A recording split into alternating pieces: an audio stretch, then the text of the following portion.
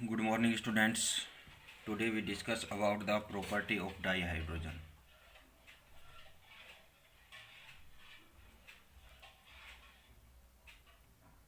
Properties of dihydrogen या अपन क्या बोले H2. ठीक है. So in last video we discussed about the commercial production of dihydrogen, and today we discuss about the property of dihydrogen. First we start physical property.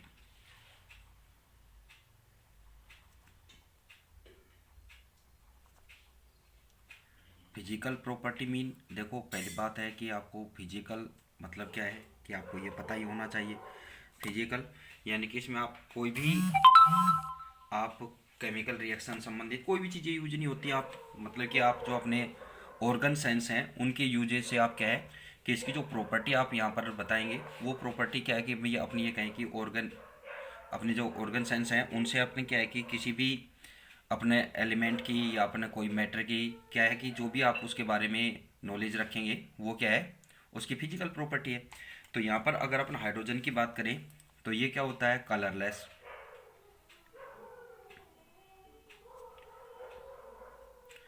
Colourless, odourless, odourless, tasteless.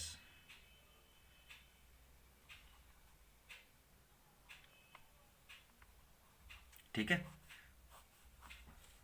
ना कोई colour है ना गंध है, यानी कि अडर, गंध और टेस्ट. ठीक है ना, स्वादहीन हिंदी में बोले तो. ठीक है. इसके अलावा और क्या बात होती है कि combustible,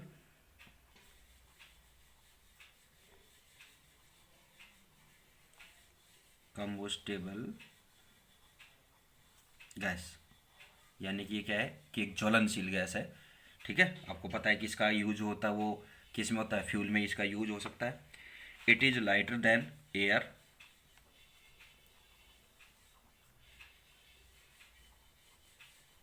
lighter than air, air के कंपेयर क्या होती है, लाइटर होती है. ठीक है. इसके अलावा next insoluble, insoluble in water,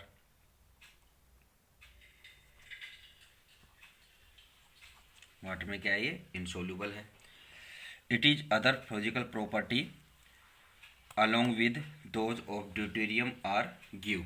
ठीक है, तो ड्यूटेरियम के साथ इसकी जो फिजिकल प्रॉपर्टी है वो अपने टेबल जो अपने डिस्कस की हुई है कि जो इसकी atomic and physical property of hydrogens की आपने जो बात की है तो इसमें इसका एटॉमिक मास वगैरह है तो वो आपको वैसे ही बताइए. ठीक है, तो मेन तो आपके यही हैं इसके. इसके बाद जो बात होती है इसकी केमिकल प्रॉपर्टी. भाई कोई भी अगर अपने यहाँ पर किसी भी अपन मैटर पर उसका फॉर्मेशन करते हैं, ठीक है, तो उसकी क्या है कि दो प्रॉपर्टी पर अपन जरूर डिस्कस करते हैं, एक फिजिकल और एक केमिकल.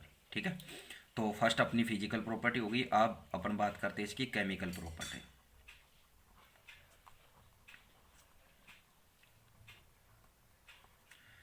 केमिकल प्रॉपर्टीज यानी कि अपने क्या है कि इसका केमिकल यूजेज.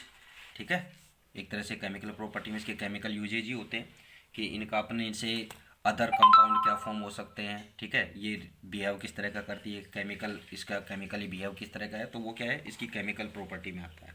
ठीक है, तो the chemical behaviour of dihydrogen and for the that matter any molecules.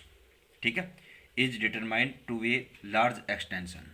ठीक है, तो इसका क्या है कि काफ़ी ज़्यादा केमिकल प्रॉपर्टीज हैं. ठीक है, by bond dissociation enthalpy of the H H bond dissociation enthalpy is the highest for the single bond between two atoms.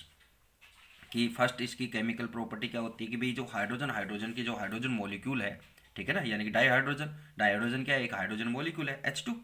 ठीक है, तो इनके बिटवीन क्या है कि ये जो बॉन्ड होता है यानी कि हाइड्रोजन बॉन्ड हाइड्रोजन यानी कि H बॉन्ड H, तो ये बॉन्ड क्या है कि जो इसकी डिसोसिएशन एंथैल्पी है,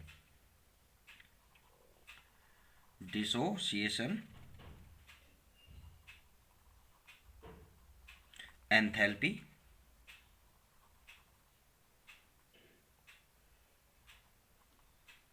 एंथैल्पी जो है वो क्या है, मैक्सिमम है इन ऑल सिंगल बॉन्ड। कोई भी जो सिंगल बॉन्ड है, कोई भी मॉलिक्यूल्स अदर, ठीक है, तो उन मॉलिक्यूल्स में क्या है कि इसकी जो डिसोसिएशन एंथैल्पी है, यानी कि बॉन्ड की डिसोसिएशन एंथैल्पी है, वो वैल्यू क्या है यहाँ पर, मैक्सिमम वैल्यू है, ठीक है ना।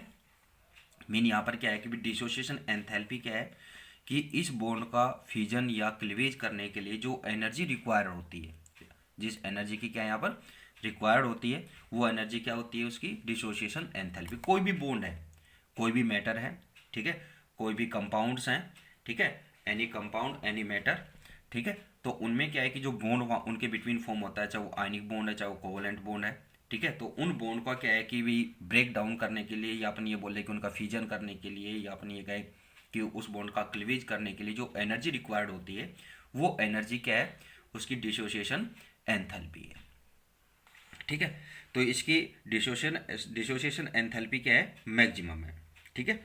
वो क्या है इसकी कि that influence would be draw the this fact, it is because the factor of that the dissociation of dihydrogen into its atom is only almost 0.1% around 200 Kelvin, sorry 2000 Kelvin temperature, ठीक है।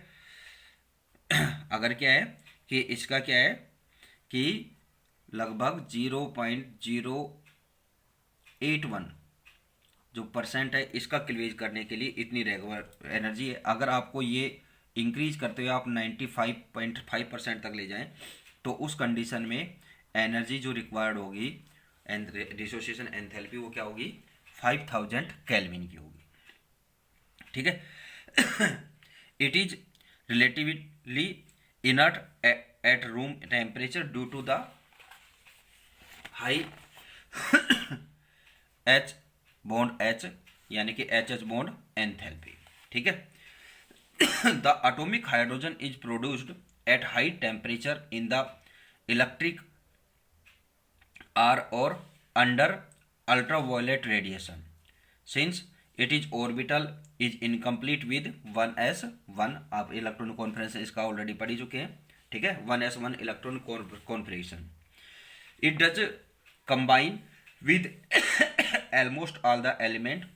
It accumulates reaction by lose of the only electron to give H plus, gain an electron form H minus ion and sharing electron to form a single covalent bond।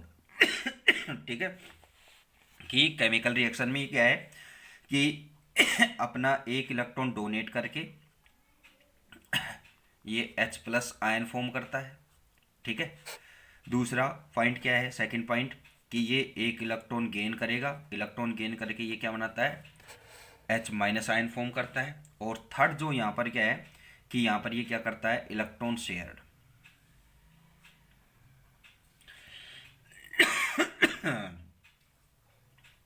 Electron shared या electron sharing and form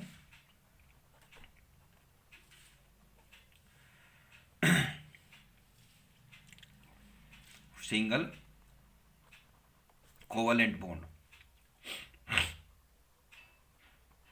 covalent bond, covalent bond क्या होता है, पता है ना आपको, कि जो इलेक्ट्रॉनों की शेयरिंग से जो बॉन्ड फॉर्म होता है वो कोवलेंट बॉन्ड है। जैसे इसके बिटवीन ये जो बॉन्ड है ये कोवलेंट बॉन्ड ही है डाईहाइड्रोजन में, कि यहाँ पर क्या है कि इसका इलेक्ट्रॉन कॉन्फिगरेशन क्या 1s1 है, तो अदर हाइड्रोजन एटम है both have one only single electrons, तो between two hydrogen atom share one electrons and form H2 molecules. This bond is, ये जो बॉन्ड फॉर्म होगा वो कौन सा रहेगा, कोवलेंट बॉन्ड, ठीक है। तो कोई भी जो स्पीशीज है अगर उनमें क्या है इलेक्ट्रॉनों की शेयरिंग से जो बॉन्ड फॉर्म होगा वो कौन सा रहेगा, कोवलेंट बॉन्ड, ठीक है।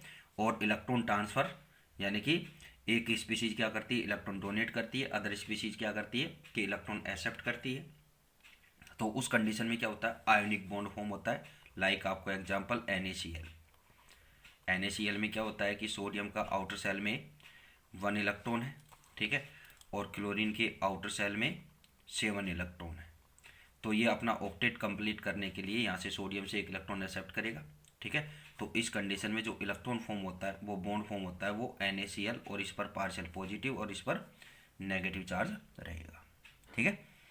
तो ये क्या होगा, आयोनिक बॉन्ड फॉर्म होगा, ठीक है। इसके अलावा एक कोऑर्डिनेट बॉन्ड होता है। कोऑर्डिनेट बॉन्ड भी है, इलेक्ट्रॉनिक शेयरिंग से फॉर्म होता है, बट जो शेयरिंग के इलेक्ट्रॉन है वो किसी 1 मॉलिक्यूल से क्या होंगे, डोनेट होते हैं, ठीक है। कि शेयर्ड जो इलेक्ट्रॉन है वो अदर 1 एटम ही यहाँ पर डोनेट करेगा। फॉर एग्जाम्पल आपको ओजन, तो यहाँ पर क्या है कि ऑक्सीजन के बिटवीन 2 इलेक्ट्रॉन्स की शेयरिंग हो गई, ठीक है। और अदर जो थर्ड होती है उसके साथ क्या होगा कि ये इस डायरेक्शन लगेगी, यानी कि यहाँ पर क्या होगा कि एक जो इसके साथ जो इलेक्ट्रॉन शेयरिंग है वो इलेक्ट्रॉन किसके हैं, इस ऑक्सीजन के हैं, ठीक है। जैसे आपको इलेक्ट्रॉनिक स्ट्रक्चर बनाए, तो यहाँ पर क्या है कि देखो ऑक्सीजन ने अपने 2 इलेक्ट्रॉन इसके, 2 इलेक्ट्रॉन इसके, इलेक्ट्रॉन के आउटर सेल में 6 इलेक्ट्रॉन है, तो 2 2 2, ठीक है। ये थर्ड ऑक्सीजन आ गई, 6 इलेक्ट्रॉन है। तो इनके बिटवीन क्या है कि इलेक्ट्रॉनों की शेयरिंग किस तरह से होगी कि ये ठीक है। अब इनका ऑक्टेट क्या हो गया, सभी का कंप्लीट हो गया। अब क्या है कि इनको इलेक्ट्रॉन शेयर करने की आवश्यकता नहीं है, रिक्वायरमेंट नहीं है, क्योंकि ऑक्टेट कंप्लीट है। बट यहाँ पर क्या है कि थर्ड ऑक्सीजन है, इसका ऑक्टेट कंप्लीट नहीं हो सकता, तो इसलिए क्या है कि यहाँ पर शेयरिंग इलेक्ट्रॉन, ये जो शेयरिंग इलेक्ट्रॉन है ये वो क्या है कि इस ऑक्सीजन के हैं, ठीक है। तो यहाँ पर जब आप इसका बॉन्ड स्ट्रक्चर यहाँ पर फॉर्म करते हैं तो इनके बिटवीन तो कोवलेंट बॉन्ड फॉर्म हुआ है, तो इसको, और यहाँ पर ये क्या बॉन्ड हुआ, कोऑर्डिनेट। और कोऑर्डिनेट बॉन्ड में डायरेक्शन इसलिए लगाते हैं कि भाई जो इलेक्ट्रॉन शेयर्ड इलेक्ट्रॉन है वो किस एटम के हैं, तो इस एटम के हैं, और इस एटम के साथ वो क्या हुई है, शेयरिंग हुई है, ठीक है। तो ये क्या है, कोऑर्डिनेट बॉन्ड, कोऑर्डिनेट बॉन्ड, ठीक है। तो बॉन्ड तो आपको ये याद रखना ही है कि कहीं भी वर्ड आए तो आज मैंने आपको ये क्लियर कर दिया और, ठीक है। तो अब क्या है कि अब इसकी केमिकल रिएक्शंस पर अपन बात करें तो फर्स्टली आती है इसकी केमिकल रिएक्शन विद हेलोजेंस,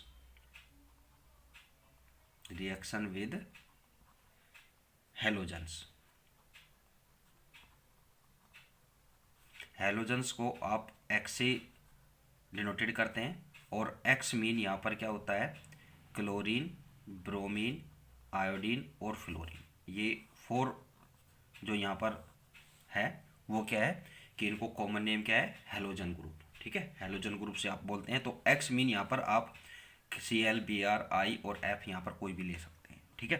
तो यहाँ पर क्या है कि when it react with halogens, ठीक है, टू गिव हेलोजन हेलाइड्स, ठीक है। When H2 react with X2 यानी कि हेलोजन, ठीक है, to give hydrogen halide. Hydrogen halide को आप HX से आप डिनोटेड करेंगे, ठीक है। आप शॉर्टकट में चाहें तो आप HX बोल सकते हैं। तो यहाँ पर जो रिएक्शन होगी वो रिएक्शन यहाँ पर आप H2 प्लस X2 क्या फॉर्म होगा, यहाँ पर HX। रिएक्शन आप बैलेंस करेंगे तो यहाँ पर इनके दोनों के क्या है, 2 एटम्स है, तो यहाँ पर आप इसको 2 से मल्टीप्लाई कर देंगे तो रिएक्शन क्या हो जाएगी, आपकी बैलेंस हो जाएगी, ठीक है। अब नेक्स्ट जो बात आती है कि while the reaction with fluorine occur even if in the dark with iodine is required a catalyst, ठीक है। तो यहाँ पर क्या है कि जो क्लोरीन है और ब्रोमीन है, ठीक है, इसके साथ तो क्या है कि आप नॉर्मल कंडीशन में रिएक्ट कर सकते हैं, बट अगर आप क्या है कि यहाँ पर X इक्वल टू आप फ्लोरीन लेते हैं, X इक्वल टू क्या लें, फ्लोरीन, तो उस कंडीशन में क्या है कि हाइड्रोजन फ्लोराइड फॉर्म होगा, बट यहाँ पर क्या है कि रिएक्शन क्या होगी, इन डार्क प्लेस, ठीक है। और अगर आप X इक्वल टू आयोडीन ले, हाइड्रोजन आयोडाइड आपको फॉर्म करना है, तो उस कंडीशन में क्या है कि यहाँ पर कैटेलाइस्ट की रिक्वायरमेंट होगी, कैटेलाइस्ट क्या होगा, रिक्वायर्ड होगा, ठीक है। ये जबकि बाकी जो है यहाँ पर कि क्लोरीन और ब्रोमीन के साथ रिएक्शन होगी तो वो रिएक्शन क्या है कि एक नॉर्मल कंडीशन में हो जाएगी। यहाँ पर या तो ना तो आपको डार्क रिकोर्स की रिक्वायरमेंट है और ना ही आपको कैटलिस्ट की रिक्वायरमेंट रहेगी, ठीक है। इसके बाद बात आती है रिएक्शन विद ऑक्सीजन। सेकंड आती है रिएक्शन विद ऑक्सीजन, ठीक है। ऑक्सीजन के साथ जब रिएक्ट करेगा तो क्या होगा, यहाँ पर वाटर का फॉर्मेशन होगा, ठीक है। When it react with dioxygen to form water the reaction is high exothermic. क्या रहेगी, रिएक्शन इज हाई एक्जोथर्मिक, ठीक है। रिएक्शन क्या हो जाएगी, H2 प्लस O2 क्या फॉर्म होगा यहाँ पर H2, ठीक है। तो यहाँ पर आप बैलेंस करेंगे तो ऑक्सीजन 2 हाइड्रोजन 2, ठीक है। तो यहाँ पर क्या है कि रिएक्शन क्या है, एक्जोथर्मिक है, तो डेल H की वैल्यू क्या रहेगी यहाँ पर -285.9 किलो जूल पर मोल, ठीक है। और रिएक्शन क्या है यहाँ पर एक्जोथर्मिक।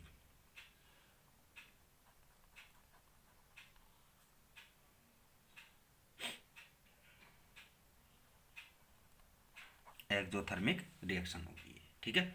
नेक्स्ट आता है रिएक्शन विद डाई नाइट्रोजन यानी कि N2 के साथ रिएक्शन। तो इस पर अपन नेक्स्ट वीडियो पे डिस्कस करेंगे, ठीक है। थर्ड जो रिएक्शन इसका पार्ट आएगा उस पर अपन नेक्स्ट वीडियो में डिस्कस करेंगे। आज के लिए काफ़ी, थैंक यू।